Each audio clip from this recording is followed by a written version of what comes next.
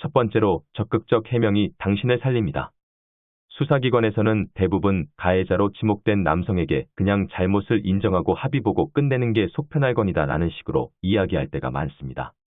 워낙 경황이 없다 보니 경찰이 말하는 대로 행동하는 분들도 계시죠. 순순히 합의금을 주고 끝내는 사건도 빈번하고요. 하지만 순순히 사과를 하고 합의를 하면 잘못을 인정하는 꼴이 됩니다. 그 당시 분위기에 휩쓸려서 순순히 잘못을 인정했지만 나중에 생각해보니 억울할 때가 있는데요. 이미 잘못을 인정했다면 번복하기도 어렵습니다. 상황을 되돌릴 수 없게 되는 거죠. 저지르지도 않은 일에 대해 굳이 사과할 필요는 없습니다. 오히려 적극적으로 해명하는 자세가 필요하죠. 수사기관에서는 당연히 피해자의 진술을 토대로 수사를 해나갈 테지만 굴하지 않고 자신의 주장을 떳떳하게 하시길 바랍니다. 또 한 가지 주의해야 할 점으로 진술서를 검토해봐야 하는데요. 수사기관의 강압적인 추궁으로 작성된 진술서에는 잘못된 부분이 분명 존재할 수 있기 때문에 진술서에 사인을 하기 전에 내용을 다시 한번 훑어보고 수정하세요. 두 번째로 한 발 빠른 증거 확보는 필수입니다. 재판은 법리와 증거 싸움이라고 할 수 있습니다. 증거가 부실하다면 저지르지 않은 일이라고 하더라도 처벌을 받게 되는 어처구니 없는 일이 발생할 수 있죠.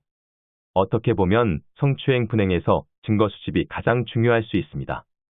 만약 성관계를 맺었다면 합의하에 성관계를 맺었다는 것을 증명하는데 최선을 다해야 합니다. 예를 들어서 거부감 없이 모텔로 들어가는 여성의 CCTV 영상을 확보한다던가 성관계에 동의를 한다는 통화 내역이나 문자 내역 등을 하나도 빠짐없이 모아야 하는 거죠. 여성보다 한 발 빠르게 움직여야 유리한 증거들을 확보할 수 있겠죠. 또 한 가지 주의해야 할 점은 절대 문자로 사과하는 내용을 보내면 안 된다는 것입니다.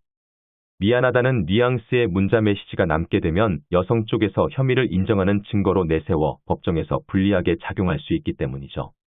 여성 측과 쓸데없는 대화는 피하고 객관적인 증거를 수집해야 합니다.